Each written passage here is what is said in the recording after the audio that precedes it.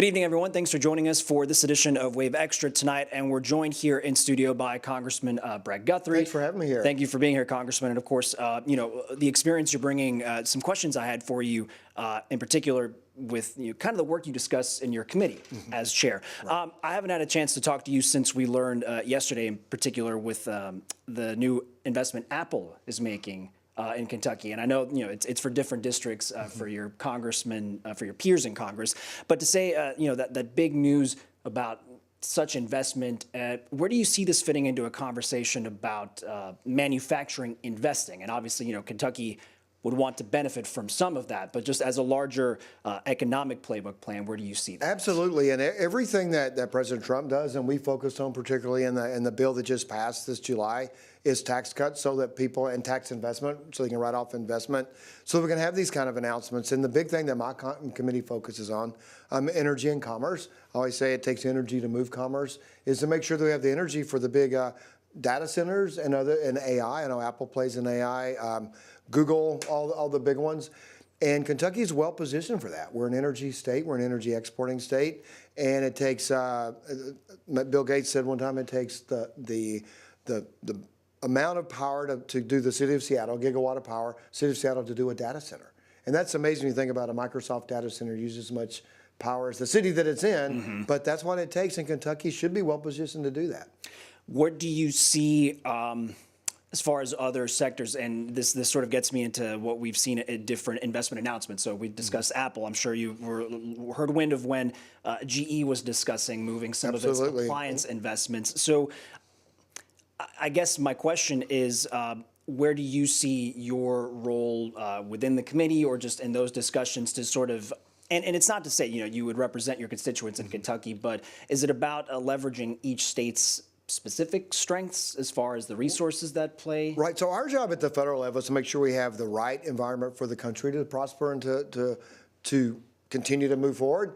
And then each state's kind of compete to see for incentives it takes to bring people back. But the first thing we have to do is make sure it's competitive to produce in the United States. And that's why General Electric is saying, President Trump with the tariffs on China, let's bring this back from China. One, just doing business in China is getting more and more difficult with the totalitarian government that they have.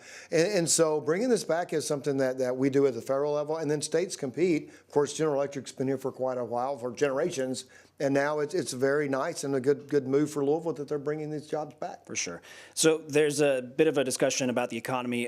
There's something I wanted to get your thoughts on, and I know at least I haven't gotten a chance to talk to the gentleman, that story that come out of here at home in Kentucky about the unfortunate mix-up with the organ transplant, and you having shared your story about what happened with your mother, just sort of what you're finding out and the discussions about reforms. I don't know if you've had any recent reports come to your desk or just new questions you've had answered about what's going on. Great question. We just had a hearing, and of everything I know about the organ system now and so Energy and Commerce has healthcare as well, and I'm still an organ donor, and I'm not changing that I'm an organ donor. My mom died waiting on a liver transplant. She was called once. So my experience was, as we're sitting there waiting for my mom, it didn't work out for her to get the liver, but there's a donor on the other side. So as we're waiting here, hopeful for a liver, there's a family on the other side saying goodbye to a loved one. And there's a particular case here in Kentucky in Richmond.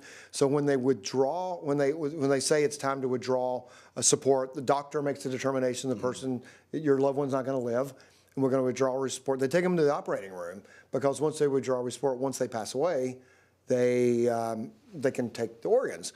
But they don't do it until they pass away, obviously. But this particular situation, the person didn't pass away. So think about if you wake up and you're in an operating room with people talking about taking your organs. It's a horrific situation. There were signs between the ICU room and the operating room that this person wasn't as bad as they thought. But they continued. They didn't like, oh, we're going to take the organs anyway. That's not what happened. There were just some, but there were signs they should have stopped the process before they got to where they were. And we're going to make sure the organ transplant works because people need them. And most people, I'm one that says if I'm going to lose my life, I don't want to, if somebody can benefit from me, I want them to benefit from me. And so would you say, and you can tackle it, short-term, long-term kind of situations. I'm curious if, in your perspective, it's sort of what the oversight looks like, or whatever the policy checkpoints are in place to say, gosh, it shouldn't have gotten to that Should point never have gotten where, that you know, far. that he was maybe reacting. Well, that's say what there's we're some trying to pain. do is that one is that how do you progress to that point? And there are different groups. The hospital makes the decision. So what we had was one of those. I know we're on TV, and is that the pointing like this is that the organ transplant group says, well, the doctor makes the decision. The doctor said, well, the organ people were saying, well, keep going in case we can get the organs. We have people waiting on them. There probably were. And so what we want to do is make sure that our HHS, Health and Human Services, oversight of this group puts into place, and the doctor who oversees that said, we're going to sit down together and put in place checks and balances. So when you make that decision to donate your loved one's organs, you know the situation and there's no doubt what's going to happen.